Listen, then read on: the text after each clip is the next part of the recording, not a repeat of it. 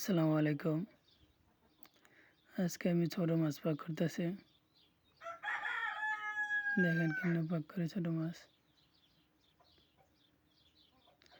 তাই আমি ওই জায়গায় কাইটে রাখছিলাম টমেটো, পেঁয়াজ, রসুন, আলু।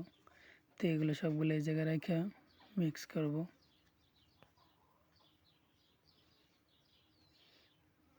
আপনাকে দেখানোর জন্য অল্প অল্প নিতেছি পেঁয়াজ, টমেটো। তো এগুলো এই যে রসুন একসাথে মিক্স হয়ে গেছে। তো আমি কাইটে ওই জায়গায় রাখছিলাম।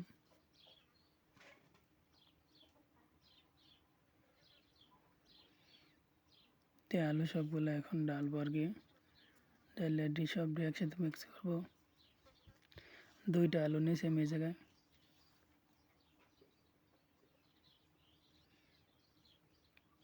তো এখন মাছগুলো ডালবো। এই যে মাছ এগুলো 10 টাকার মাছ সৌদি আরবের।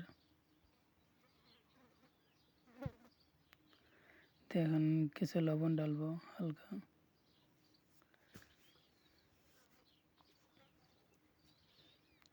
এটা হলুদ ডালতেছি।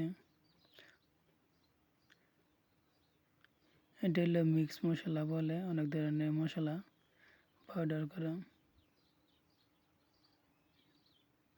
লবণ আমি একটু কম দিয়েছি, পরে যদি লাগে দেব আর কি।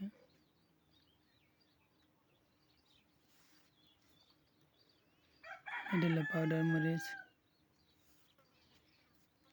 তো এখন হালকা সাথে জিরা দেবো আর কি।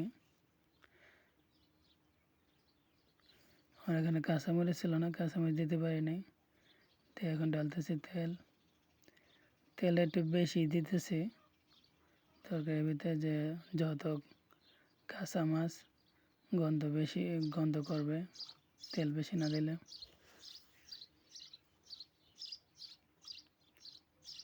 তো এখন মাখাইতেছি।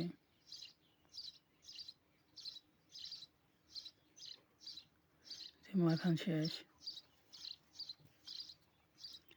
অনেক কিছুটা পানি ঢেলে দেবো, পানি ঢেলে চুলায় বসাই দেবো আর কি।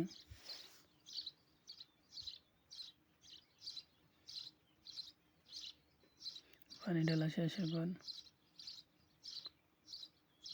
চুলায় বসিয়ে দিলাম।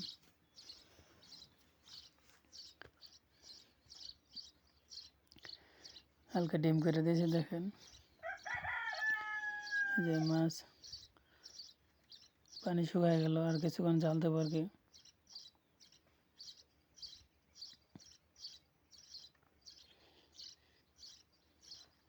এখন কিছুক্ষণ ডাইকে রাখবো, ডাইকে পরে করবো, দেখবো।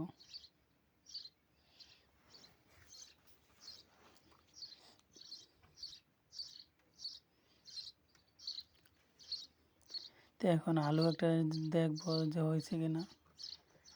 তো যে আলু হয় নামিয়ে ফেলবো, পানি আর শুকাবো না। এই দেখতেছি আলু সিদ্ধ হয়েছে কিনা। হ্যাঁ, খেয়ে দেখি যে আলু সিদ্ধ হয়েছে। তো এখন কিছুক্ষণ